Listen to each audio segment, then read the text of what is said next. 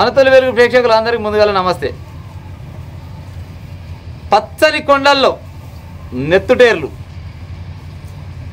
కాశ్మీర్ని మొత్తం అతల కుతలం చేసిరు. కాశ్మీర్ లోయల్లో ఉగ్రవాదుల నెరమేధం, పర్యాటకులపై కాల్పులు. 26 మంది చచ్చిపోయారంట, 20 మందికి పైన గాయాలైనాయంట. ఇక ఒకడైతే ఓ సన్నా చెప్తున్న ముచ్చట, మోడీని మరీ తిట్టుకుంటా, మరి భారత ప్రధాని నరేంద్ర మోడీని తిట్టుకుంటా, ఇది అలా ఇస్లాం మత గ్రంథం ఉంటుంది కదా, ఇస్లాం మత గ్రంథం చదివి తీసి పెడతా అంటున్నట. అవును రాబో సన్నాసి, ఇస్లాం మత గ్రంథము మాకెట్ వస్తుందిరా? అదేమన్నా భారత రాజ్యాంగం అనుకుంటారా, లేకపోతే భగవద్గీత అనుకుంటురా? ఎట్ట తెలుస్తుంది మాకు చెప్పురు. అది మీ ఇస్లాం మత గ్రంథము హిందువులకు ఎట్ట వస్తుంది పాడే? ఆ కొడుకులు ఏమైనా కానీ నరరూప రాక్షసులు ఎట్టుంటారు అంటే ఇట్టుంటారు. మామూలుగా సినిమాల్లో చూస్తుంటాం కదా, ఒకడు హీరో ఒకడు విలన్ అన్నట్టు, అట్లనే దయ్యాలు దేవుళ్ళు అన్నట్టు చూపిస్తారు కదా. అట్లనే రాక్షసులు అంటే ఎట్లా ఉంటారంటే గీ ఉగ్రవాదులే. వీళ్ళకు చదువు సంధ్యలు ఏముండవు, మానవ మర్యాదలు ఏముండవు. పానం బాగాలేకనో లేకపోతే 4 రోజులు అట్లా ఎంజాయ్ చేసేద్దామని కాశ్మీర్లో వెళ్ళాలి, జర చల్లదనం ఉంటుందని పర్యాటకులు పోతారు. పోయిన పాపానికి ఒక్కటేసారి ఉరువు మీద పడ్డట్టు పడి దొరికిన వాళ్ళని దొరికినట్టు కాల్చుకుంటూ పోతే ఏం పాపం చేసి చెప్పుర్రా?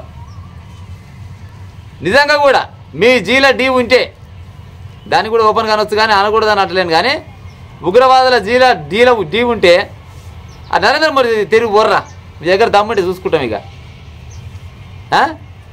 మీరు ఏమైనా అమాయక ప్రజల మీదనే ఎన్ని సంవత్సరాల నుంచి అయినా కానీ ఇప్పటిదాకా ఎన్ని వేల మందిని చంపిరు వీళ్ళు.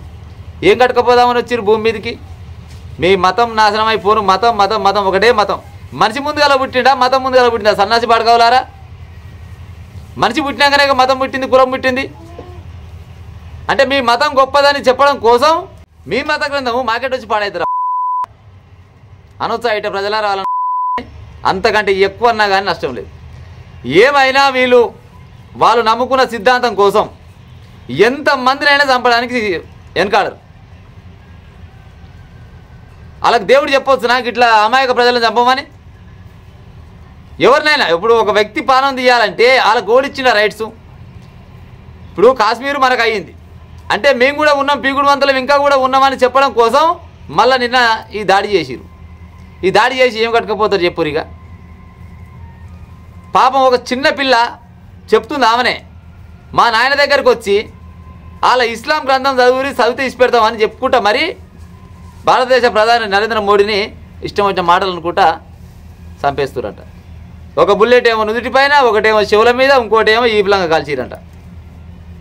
గింత దారుణంగా ఉంటుండొస్తున్నాయి ఏమన్నా? నిజంగా రాక్షసులు అంటే ఎట్లా ఉంటారు అంటే ఇగో గిట్టనే ఉంటారు. ఏమైనా సినిమాలనే చూసినాం, రాక్షసులు అంటే 10 తలలు ఉంటాయి, లేకపోతే ఇన్ని చేతులు ఉంటాయి, ఇన్ని తలకాయలు ఉంటాయి, ఇట్లా సినిమాలలో చూపిస్తారు కదా. నిజమైన రాక్షసులు వాళ్ళంటే ఇగో ఏది బయట దేశంలో ఉన్న ఉగ్రవాదులు. వీళ్ళు పోనీ మళ్ళీ ఒక దేశమే కాదు, ఏ దేశంలోనైనా కానీ ఈ ఉగ్రవాదులు మరి వాళ్ళు ఏం సంపాదిస్తామని, ఏం తీసుకుపోదామని ఎన్ని సంవత్సరాలు ఉన్నా సావైతే తప్పదు. ఇది అందరికీ ఎరుగున ముచ్చటే కదా. అంటే ఈ కొడుకులు ఏమైనా భూమి మీదకి 500 ఏళ్ళు బద్దామని వచ్చి రావచ్చునా? వీళ్ళకు ట్రైనింగ్ నేర్పే వాళ్ళకు బాగా ఏమంటారు, పసరు నూరిపోసినా నూరిపోస్తట్టు.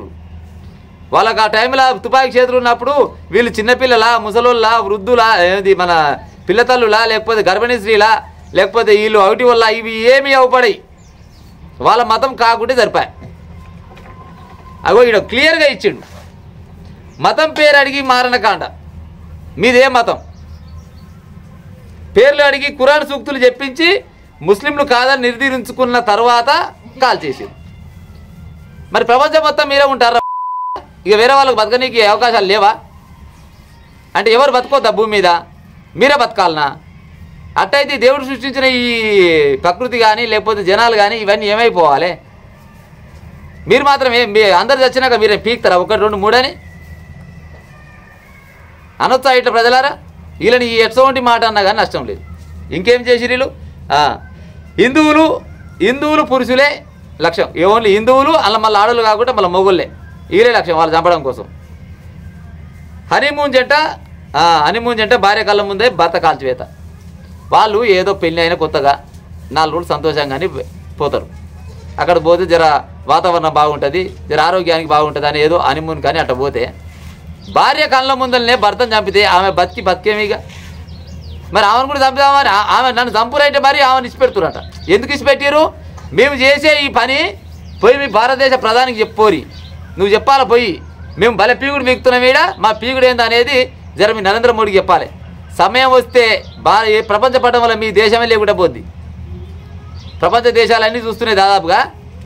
సమయం వచ్చినప్పుడు ప్రపంచ పటంలో మీ ఇప్పుడు ఈ ఉగ్రవాదులు అయితే ఏ సంస్థ ఉన్నదో వాళ్ళు కానీ వాళ్ళని సాధే దేశం ఏదైతే ఉన్నదో ఇది పక్క ప్రపంచ పటంలోకి వెళ్ళి ఎగిరిపోయే రోజు కూడా దగ్గరలోనే ఉన్నది.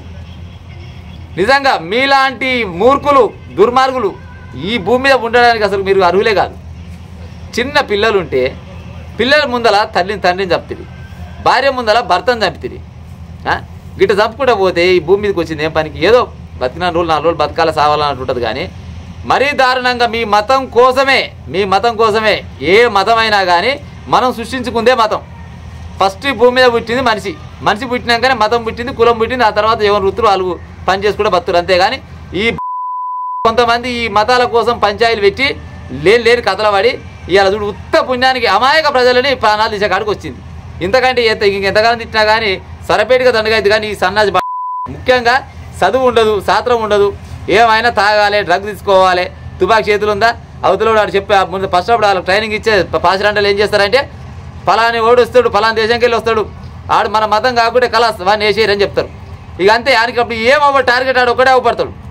అసలు ఈ ప్రపంచంలో మరి ఎట్ట ముందర పడుతూ ఏం కదా నరేంద్ర మోడీ గారు. ఇక మీరు ఏమైనా చొరవ తీసుకొని దీనిపైన బరాబర ఏమంటారు వాళ్ళకి ఆయమన్న సమాధానం చెప్తేనే మనకు ఏమన్నా ముత్పాలం దక్కుతుంది. లేకపోతే మా వాళ్ళు ఇచ్చిపెడితే ఇంకా రేపనాడు ఇంకెన్ని చేస్తారో వాళ్ళ పని చేసే ఉపాయం చేయరు. ఉత్త పుణ్యానికి గాడిలో పడి తిరిగే వాళ్ళు ఎవరు ఉంటారు కదా తుపాకులు పట్టుకొని, వాళ్ళు కొంతమందికి మంచి పని చేస్తారు. గాలం చంపుతాందుకు మన వాళ్ళు ముందుగా పోతారు. కానీ గీల పని చేయాలి ఫస్ట్. ఇలా పని చేస్తే ఇంకోటి గిసోని పని చేయడు. ఇక ఉంటాం మరి.